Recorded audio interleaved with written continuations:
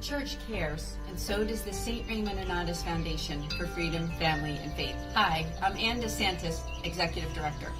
In 2015, the Mercedarian Friars came together because they wanted to start a foundation to help families in crisis. And that's exactly what we've been doing over these years.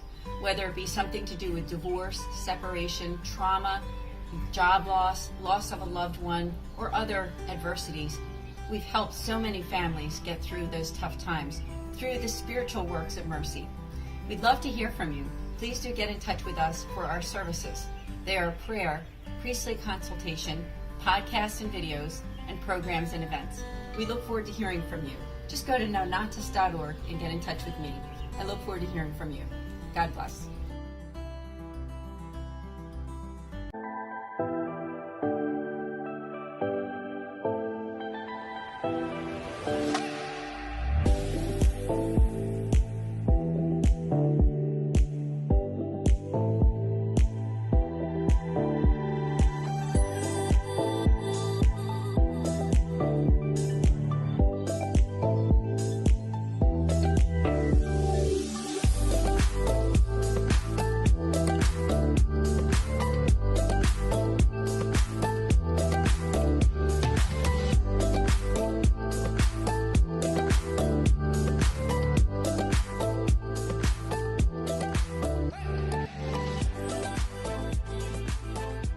Fiat Ministry Network and Patchwork Heart Ministry present Journeys in Faith.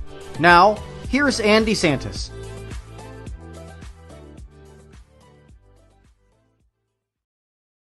Good evening. Welcome to Journeys in Faith here on Fiat Ministry Network. This is Ann DeSantis. It's great to be here. And I have another wonderful guest for all of you this evening. She's also a very good friend of mine. I have Dr. Mary Amore, the Executive Director of Maize Ministries. Welcome, Dr. Amore. Thank you so much for joining us. Oh, Ann, thank you for having me. It's just an honor to be with you and to share our conversation with your audience. Yes, that's right. And for those of you who saw the advertisement and you know what the topic of this show is that we're going to talk about Pope Francis' worldwide synod. And it's going on starting last year, 2021, and going through 2023. And so I'm going to read something to all of you about the Worldwide Synod, because I think it'll give you just a little bit of a background about what it is that the Pope has laid out a framework for bishops from all Catholic dioceses to reach out to communities and listen to them worldwide. He's asked for earth-encompassing synod on the synodality. Synod is an ancient Christian practice of listening, discussing, and discerning beliefs. And I did read that right from the internet there. But just to give you all a basic idea, what it is, it's like a worldwide listening session to open up the gates for those who have left the church for whatever those reasons are, and to welcome them back. So that's going to be our topic. But before we do that, I would love to introduce you to Mary and to her beautiful bio so you can learn more about Mary Amore.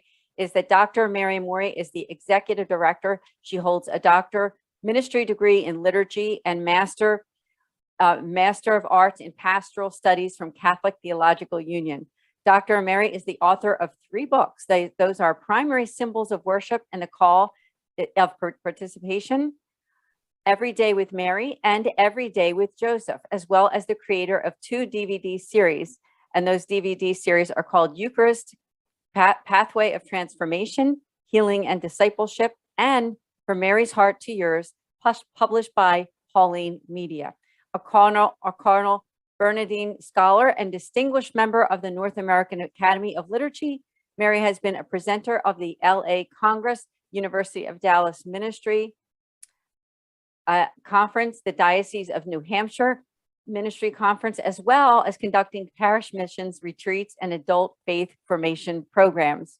Dr. Amore is also the creator and host of 2 cable television shows, Soul Snackin' with Dr. Mary Amore and A Willing Spirit, and has hosted a radio show on Radio Maria. Dr. Amore serves as the full-time executive director of Maize Ministries, and she's a proud member of the Catholic Speakers Bureau, and CMG Booking.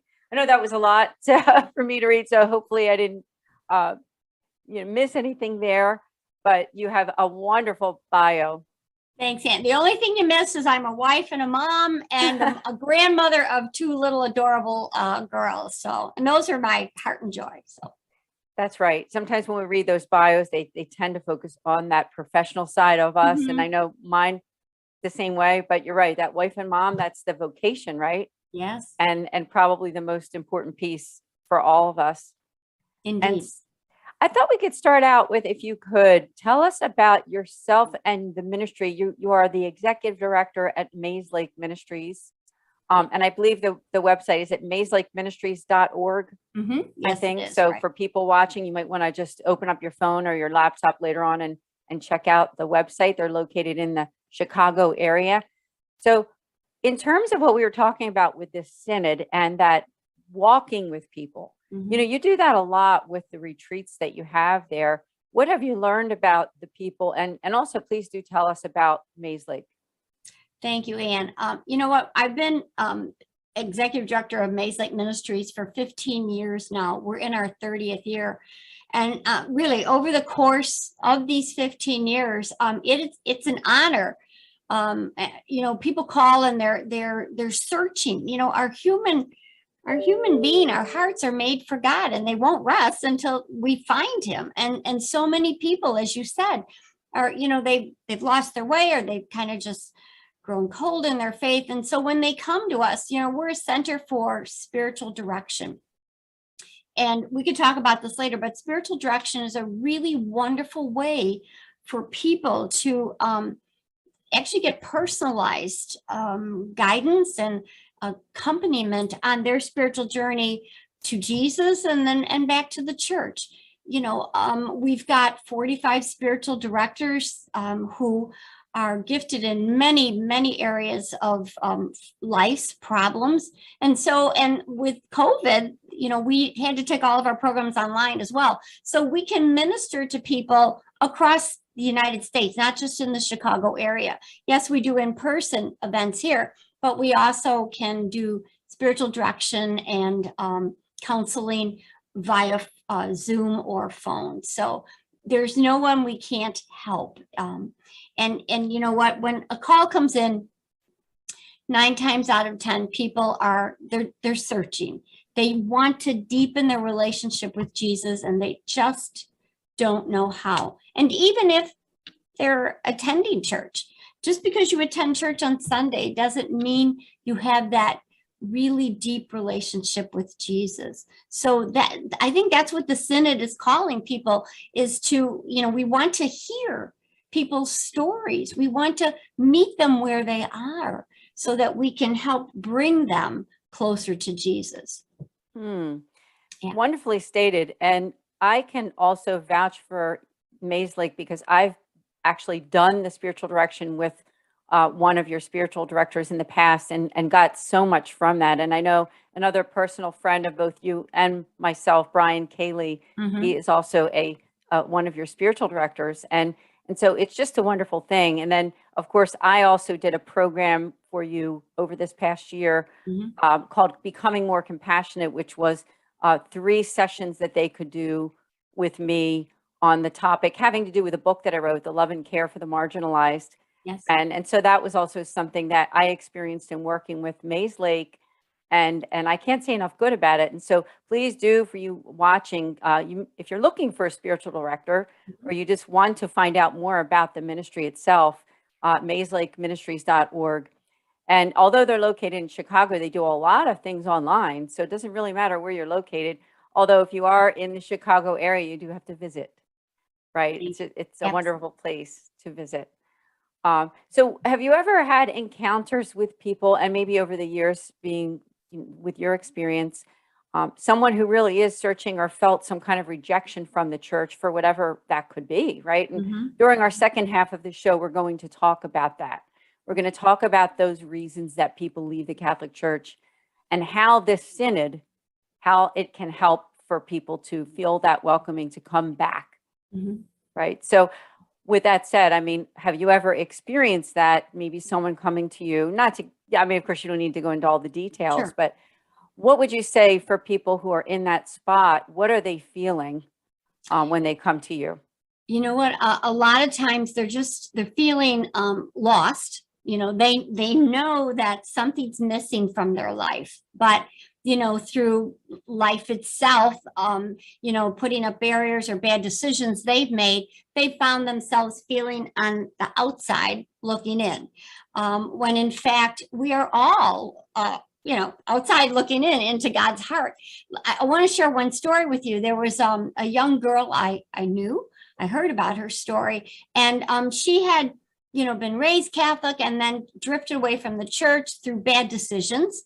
And I won't get into those, but you know, God kept pulling at her, and so she would come to church and just sit in the back, a Catholic church, and she was just sit in the back pew and everything. And the pastor saw her do this, you know, maybe like 6 weeks in a row, and he went up to her and he said, "I noticed that you're new." And see, that's one of the things that we need to be noticed. We need to be noticed. We need to be heard. We need to feel like we make a difference. Anyway, so he said, you know, are you new here? And she decided to tell him her whole story. And she waited for him to do this, you know, and he didn't. He said, "You know, you're welcome here anytime." He said, "You know, you have a home here. This is the church." And what that priest did is he gave that woman space for God to do what God needs to do. And so often we feel like we have to do it as human beings. We have to do everything. We don't give enough space or credit to the Holy Spirit. We're vessels, and you know, and so we need to help people. So when people call here looking for spiritual direction, you know, I always implore the gift of the help of the Holy Spirit, so I can hear what I need to hear and help direct them to who they need to see. So that, again, everybody's journey is different. It's very personal. But the goal is the same, to be in relationship with Jesus. You know. Thank you for sharing on that, because it is so true. Everyone has that different experience. Not everyone's experience is exactly the same. I just thank you for sharing, because you get a lot of food for thought for the second half of the show, where we're going to talk about those reasons and why our Holy Father has decided to do this, and also give you some ideas of how you can get involved. Now, in my archdiocese, I'll talk a little bit about this in the second half, we are involved in it. Not all of the Catholic churches are partaking in it as much as others, but it doesn't mean that you can't find out more. So stay tuned here on this channel. We'll be right back here on Journeys in Faith.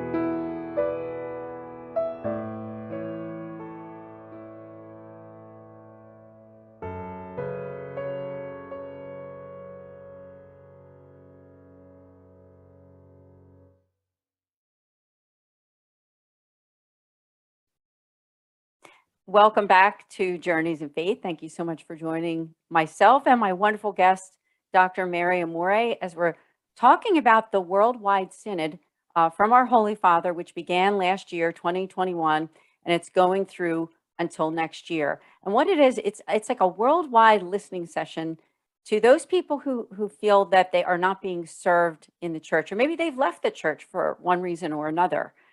And so during the first half of the show, Dr. Amore was just talking about her work with Maize Ministries, and how some of those people feel who are looking for some kind of depth of spirituality.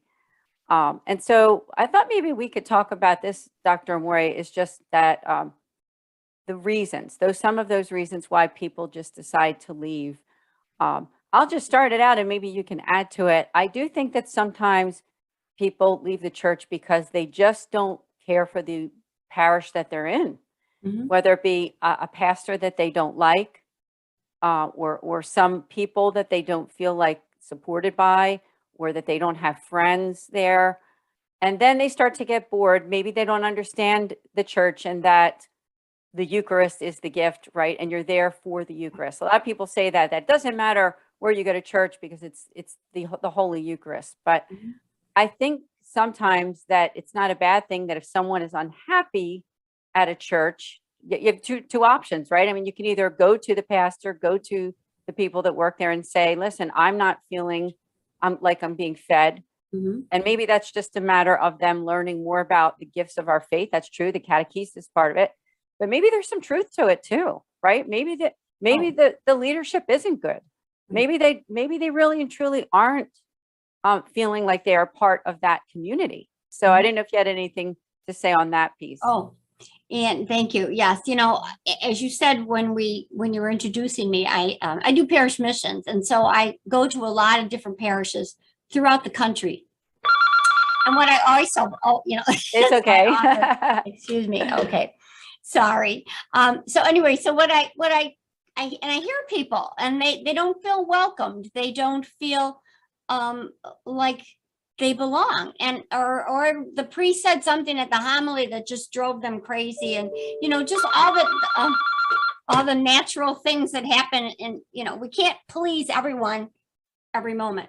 So what I tell people is never let another human being stand in the way of your relationship with Jesus. If you are coming to mass every Sunday and you're so aggravated by what is being said or something, shake the dust off your feet and find another parish. And as you said earlier, just now, a lot of people will say to me, why do you stay Catholic? The Eucharist. I mean, once people really understand that the real presence of Jesus in the Eucharist, there is no way you will ever walk, and you'll never leave. It doesn't mean you don't feel more welcomed at one particular parish than another, because that's the human element of it. Some parishes are more welcoming. We all have different personalities and temperaments. And so you're going to find a place, a parish that you'll feel more at home with than at somewhere else. So just because it's parish boundaries, like, when we were growing up, you were in this parish or that parish. Now I think people shop around because they do want to feel welcome. They want to feel like, I'm happy you're here. Right? So well said, because it is a really true statement that, not to say that everyone in the world needs to go shopping all over the place for churches, right? Because sometimes there is a match with the church that's in your neighborhood, right? The Catholic parish, there might be a match there. But I don't think it's a terrible thing that if you aren't feeling like you are being fed, as they say, or that you're not getting what you need from their leadership or for something else, my approach would be to go to the pastor or go to the priest there, go to the people that work there and see what the reaction is. And if you get a positive reaction, like, yeah, let's sit down, let's talk, what can we do to make you feel welcome? And what ministries are you interested in maybe helping out with? Because there's no better way to feel part of your church than to actually get active there too. Absolutely. Right? And you hit it on the head, right? I mean, to be involved in the life of a parish is nourishing all in itself. And a lot of people, they're not. And so that's why they feel like they're just strangers there, and no one knows their name, and it's like, cheers. Yes.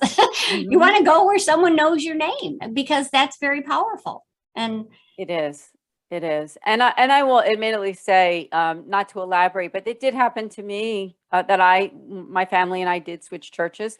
And the church that we were at before was a very good church, just a lot bigger. And now we're in a smaller church, and it's much more, it's a hands-on. It's very hands-on. And I've been able to get very active there. And there's nothing that feels better than really knowing that you're doing something to help your parish community and that you're part of the family, right? And so I do think that makes a tremendous difference. maybe one of those other reasons for some people watching could be like a divorce or a separation, or that they hadn't gotten an annulment. I know sometimes people leave the Catholic Church because of those reasons. They decide, well, I never got that annulment, so I'm just going to go to this other church because I don't have to worry about that. So, and I have to bring up, of course, the ministry that I'm Yes. with, the St. Raymond Nonatus Foundation, as executive director, because part of what we do is that pastoral accompaniment for families in crisis. We've done a lot of work with those affected by divorce. So if you ever have those questions that have to do with like an annulment or something, be sure to go to our website at nonatus.org. In fact, I think there's probably a commercial at the beginning of the show. And make that appointment with one of our priests that you can talk about those things. Because if that's what's holding somebody back, I would say, don't leave the church for that reason. Nope. Because you can still go to Mass and even receive communion if you're not in a state of mortal sin. I mean, that's what it comes down to, isn't it? I mean, Yes. so if someone is not in a state of mortal sin, then they can receive communion, right? Thank you for clarifying that. I think that we need to restate that. Yes, if you are in the state of grace, but you are divorced and not remarried, yes, you can still come to the Eucharistic table. I knew a woman that had stayed away for 30 years. It wasn't her fault she got the divorce, but she was divorced. And, we finally were talking one day, and she was never remarried. And she said, I haven't received communion in 30 years. I went, oh my gosh. So, again, we talked, I counseled her and everything. And then she came back to the table, and nothing changed in her life except that now she was coming fullness to her faith. And it just brought her such joy and peace. So, and that's what's missing when we're away from our churches, is we've got that joy and peace that comes from being with Jesus and one another. Yeah, it has to do with that one another piece too, doesn't it? Like you said. Yeah. So thanks for sharing on that. Those stories really I think help all of us when we hear that we're not the only one that feels that way. Sometimes if you're watching this and you're feeling like that, very alienated, very sort of apart from everybody else, that just remember that there are other people who have been through that. And I think that's why the Pope is doing this, because he doesn't want this church to be just people that are there to serve just those that are inside the walls of the church, but we're all part of that human family, right? We're not just Catholic and not remembering that we're part of this whole worldwide, right? Everyone's included in that human family and invited to come to the table and be a part of us. We keep the doors open for them to want to be drawn into the Catholic Church, want to become Catholic, want to learn more about their faith. And so I just think it's beautiful. I do want to mention a couple websites that I found online that I think might be helpful for people watching. One is the United States Conference of Catholic Bishops. Their website is the usccb.org. And it says that the Synod on Synodality is a 2-year process of listening and dialogue, beginning with a solemn opening in Rome. And that began on October 9th and 10th of 2021, because the USCCB actually has a page for that. So you can just go to that website, usccb.org, and you can Google Synod, that's SYNOD, and learn more. There's another one on the Vatican website on the Synod. It's at the synod.va. Just simply go there and you can read about, directly from the source, from the Vatican website, what the Synod is and how the Pope really wants to take this seriously. I think it's a great thing because they did a survey. A lot of the dioceses and archdioceses are doing these surveys where they send them out to the parishioners and asking people to get their opinion about not only what's good about their parish, but what isn't so good and what could use improvement. And then they have these listening sessions where you can come together with parishioners and talk to them, not just parishioners, maybe friends of theirs who don't go to church, who want to be heard. Now, some of the churches aren't doing that. And some of them are doing something different where they're taking the results to the surveys, but then amongst the leaders of the church, they're like trying to work internally that way. So there's like kind of different ways that some of the dioceses and the archdioceses are handling it. I don't believe that all of them are doing those listening sessions, Right. but I would recommend to those watching that if you want to get involved in it, I think the first place might be to go to those two websites, synod.va and then the usccb.org, and just read about it, learn about it. And then maybe what you could do is contact your local church and ask them if they are doing those sessions, or if there's any way that you could, if you have some issues, could you sit and talk to a priest or someone there about the reasons why you're not going to church or why you switched out to go someplace else, whatever that is.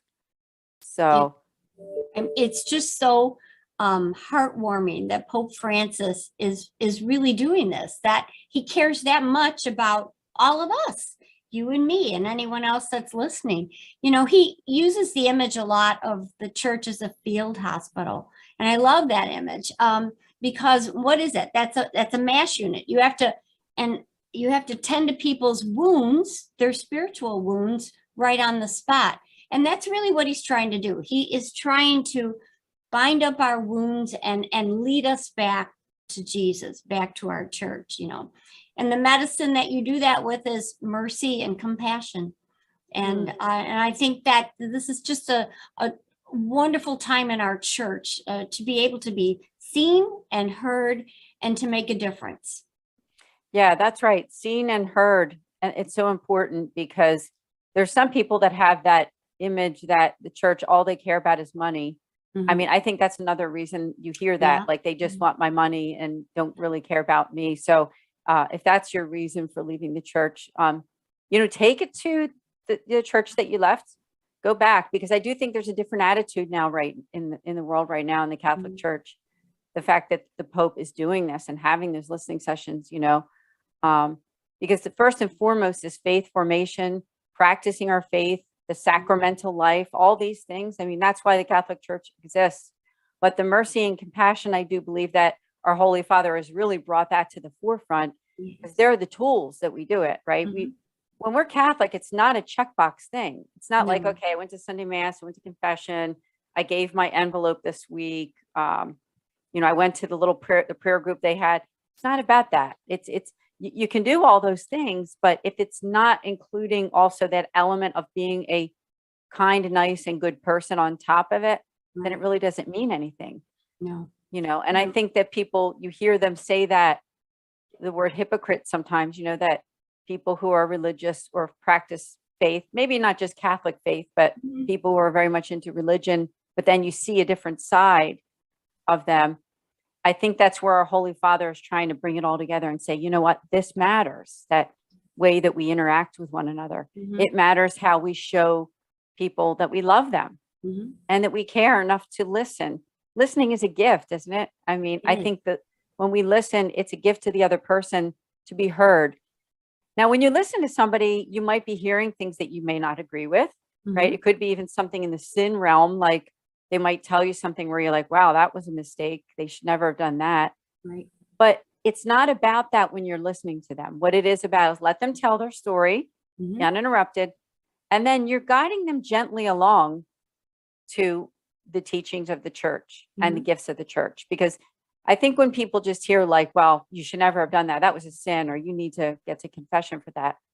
And sometimes, it's true. All the things are true. Maybe they do need to get to confession for it if they are practicing Catholics, right? And or away from the church. But we never do it like in a way that isn't gentle and guiding, right? And I think you would agree with me. I think we talked about this before we started the program, is that if somebody's watching right now and thinking, I'm not fit to come back to the Catholic Church. I haven't been to confession in a while. I've been leading a life that's really kind of maybe against the church teachings. The church is saying, come back as you are, right? Yes. And we'll guide you to the right places that you can get help, whether it be going to confession or talking to a priest or whatever it is. But, we don't expect people to come back, 100% catechized and perfect Catholics. and it's impossible. I mean, we can't be perfect, or we can't perfect ourselves or even be better people away from Jesus. So, yes, if we feel like we're wounded souls and we've done all these terrible things, it's okay. Come back anyway and just bring your heart. Jesus is just looking for your heart. That's all. He'll do the rest. Through the church, through the people that you worship with, through the sacraments. Really quick story. Do we have time for a story? Oh, yes. Okay, then. I was raised in the 1950s, and at that time, that was pre-Vatican II. And the good sisters at my Catholic school, my mom was Lutheran, they used to tell me, your mom's going to go to hell, because she wasn't Catholic. And so, I was 8 years old, and I used to tell my mom, Mom, Sister Mary Agnes said you're going to go to hell. And my mother, in her infinite wisdom, said, oh, sis, don't worry. There's one God and many ways to come to him. Well, that sat with me for my whole life. When I was 36 years old, my mother was dying. And so she was in the emergency room, and I was the only one there. And the priest came out and he said, your mother's dying. Is there anything I can do for you? And in the blink of an eye, I said, yes. Can you make her Catholic? I said, because she always wanted to be Catholic, but never had the chance. I just wanted her to go to heaven. That's all. And this angel that God sent to me said, hold on. He went in. I thought he was making her Catholic. He comes out. I said, everything okay? He goes, everything's just fine. What I realized later is that even though I was 36 years old, this priest was talking to an 8-year-old little girl who just wanted to get her mother to heaven. And we have to be aware of meeting people where they are. Mm-hmm. And that only involves listening. If somebody is really wounded, it's going to come out when you sit and talk to them.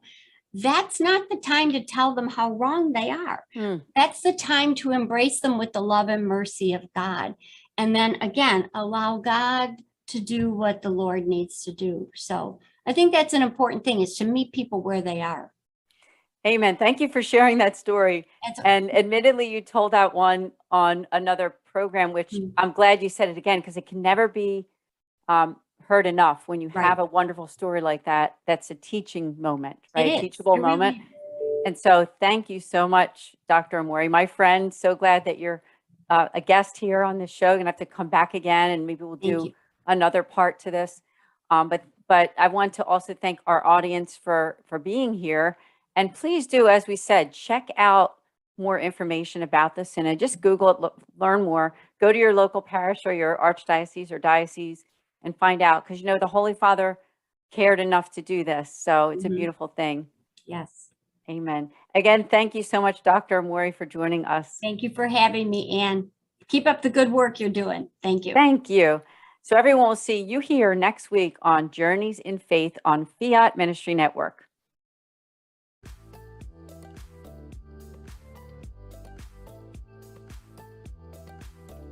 Journeys of Faith is a production of Fiat Ministry Network and Patchwork Heart Ministry. For more information about Journeys of Faith, email info@fiatministrynetwork.tv. And be sure to friend, follow, and like us on social media. Just search Journeys in Faith with Ann DeSantis.